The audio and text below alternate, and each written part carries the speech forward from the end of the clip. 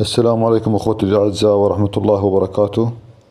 أخوتي، تردنا للعيادة حالات مختلفة تصيب مختلف الحيوانات ومنها الدجاج.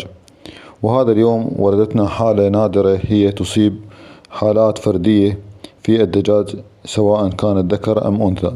تكون علاماتها عندما يحدثك المربي يقول الحيوان يأكل بصعوبة بالغة وهناك سوائل لزجة في فمه، وإذا كان ذكرا فإنه يقطع الصياح، والضعف البسيط في جسمه بصورة عامة. كذلك ممكن أن يقول لك نلاحظ شيء غريب على لسانه. فأنا في مثل هذه الحالات أشك إلى درجة 90 أو 95% بأن لسان الحيوان ملفوف عليه خيط أو شعره، وفعلا يكون تشخيصه صحيح وفي محله.